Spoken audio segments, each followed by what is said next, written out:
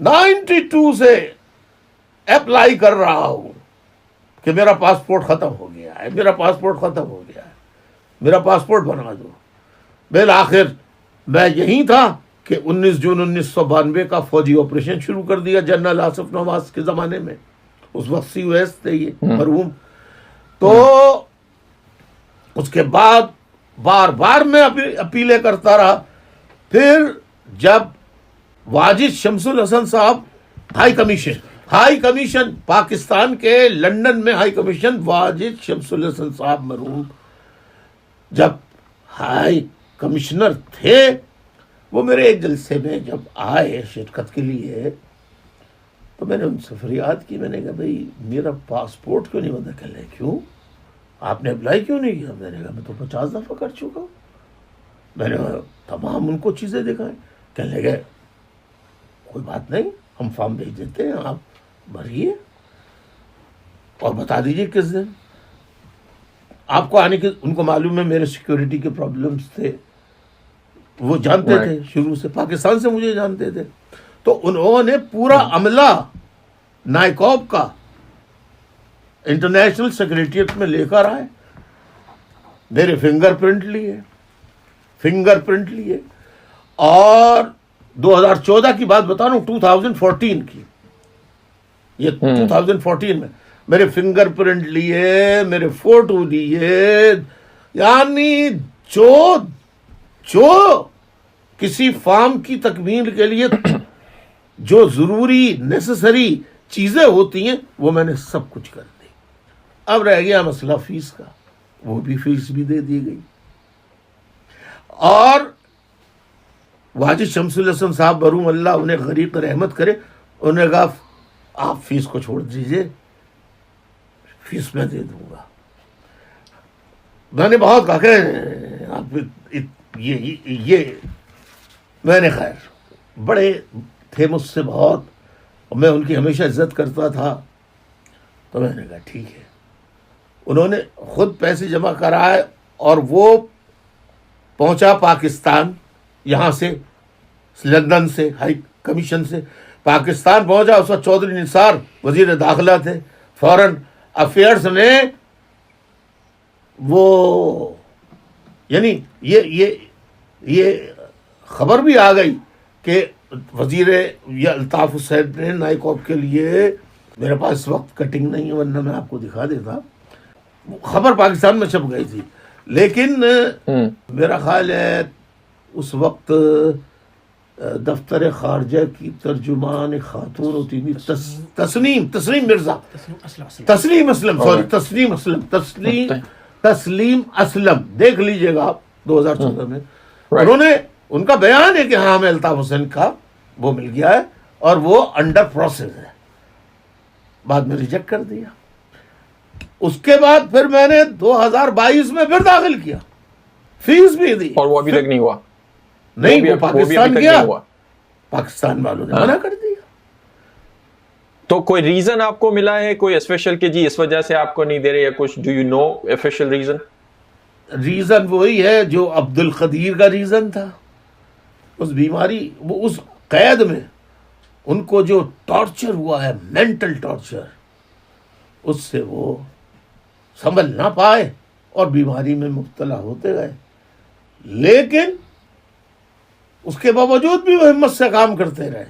یہ حقائق میں بتاتا ہوں، تبھی تو مجھ پہ پابندی ہے۔ اتنا کوئی مرد کا بچہ، جری بچہ نہیں ہے پاکستان میں کوئی پولیٹیشین جو میری طرح سچ بولے۔ میں 31 سال سے جناب وطنی گزار رہا ہوں، اپنے موقف پر قائم تھا، آج بھی قائم ہوں، میں اپنے نظریے سے ہٹنے والا نہیں ہوں۔ غلط چیز ہے، میں پاکستان میں جو ریلیجس پابندیاں، یعنی گرجا گھر آپ بنا بھی لیں تو اس کو نظراتش کر دیا جاتا ہے، ہندوؤں کے مندروں کو جلا دیا جاتا ہے، اور احمدیز جن کو کہتے ہیں، عرف عام میں جنہیں قادیانی کہتے ہیں، ان پر کا تو یہ تو پاکستان میں فیشن بن گیا، جس کو قتل کرنا ہو اس کو قادیانی کہہ دو اور جلا دو۔ بھائی قادیانی کو آپ نے آئین میں کافر قرار دے دیا ہے، اور کیا چاہیے؟ اب ان کی مسجدوں کے ممبر توڑ رہے ہیں، ان کی مسجد ہے نہیں، ان کی عبادت گاہیں، کیونکہ میں نے مسجد ان کا، کیونکہ ہم نے بچپن سے سنا ہے یہ قادیانی کی مسجد ہے، تو ہم نے لکھا، اس پہ اعتراض ہو گیا، علماء نے مجھ سے کہا کہ بھئی مسجد نہیں، عبادت گاہ کہاں ہے، کہا کریں آپ؟ تو میں نے پھر عبادت گاہ کہنا شروع کر دیا۔ تو عبادت گاہ ہندوؤں کی ہو، کرسچنز کی ہو، یا قادیانیوں کے احمدیز کی ہو، اس کو نقصان پہنچانا یا اس کے ماننے والوں کو مذہب کی بنیاد پہ مارنا،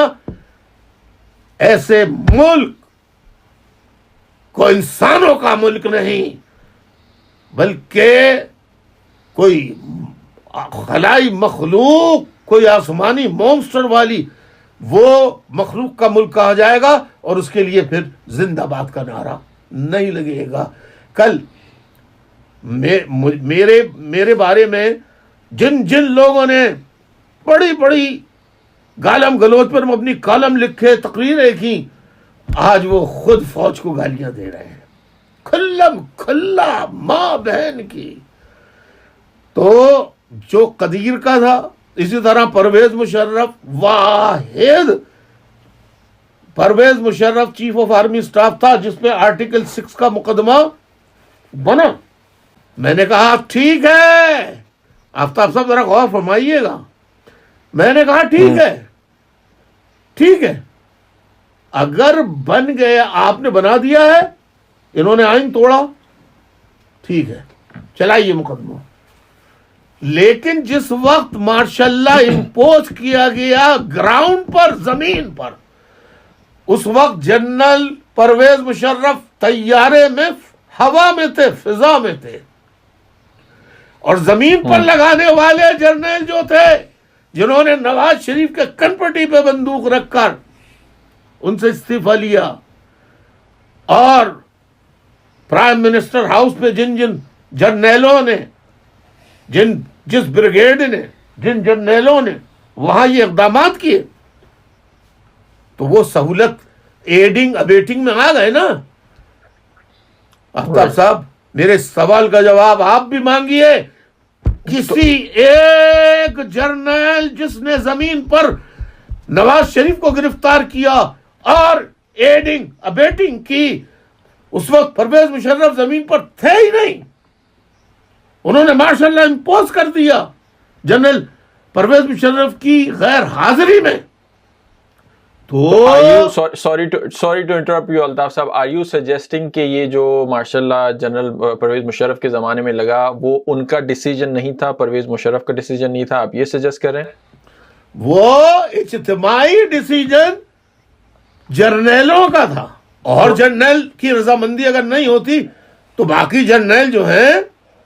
وہ الٹا وار کرتے